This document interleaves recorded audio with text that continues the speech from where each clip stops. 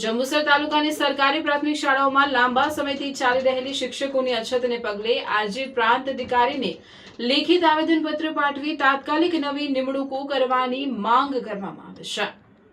આવેદનપત્રમાં જણાવ્યા અનુસાર સમગ્ર તાલુકામાં અંદાજે 163 જેટલા શિક્ષકોની ઘટ છે। પરિસ્થિતિ એટલી ગંભીર છે કે કેટલીક શાળાઓ માત્ર એક જ શિક્ષકના ભરોસે ચાલી રહી છે।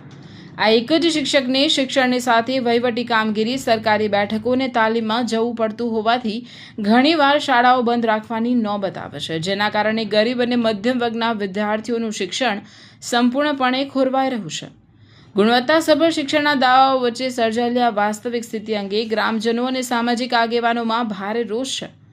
આવેદનપત્રમાં સ્પષ્ટ ચીમકી આપવામાં આવી છે કે જો આગામી 1 મહિનામાં શિક્ષકોની આ ઘટ દૂર કરવામાં નહીં આવે તો વાલીઓને ગ્રામજનોને સાથે રાખીને શાળાઓને તાળાબંધી કરવા સહિતના ઉગ્ર આંદોલનાત્મક કાર્યક્રમો હાથ ધરવામાં આવશે। ગુજરાત સરકાર 100% સાક્ષરતા અભિયાન ચલાવી રહી છે, પણ જ્યાં શિક્ષકો જ નથી હોતા તો એ સાક્ષરતા ક્યાં જશે? એટલે અમારો તો કહેવાનો મતલબ એવો છે, જે તમે જ્ઞાન સહાયકની જે ભરતી કરો છો અને જે કંઈક 11 મહિના માટે જેને 11 મહિનાના કરાર માટે જે રાખો છો એમને જ કાયમી ઓર્ડર આપી દો તો આ કાયમ માટેનું સાક્ષરતા અભિયાન આપણું પૂરું થઈ જાય। પણ સરકાર કેમ નથી કરતી એ તો ચિંતાનો વિષય છે। પણ અમારી માંગણી એવી છે, વહેલી તકે આ જે તે શાળાની અંદર કોઈ પણ ભોગે આ જે કંઈ ઘટ છે એ તમામ ઘટ પૂરી કરે।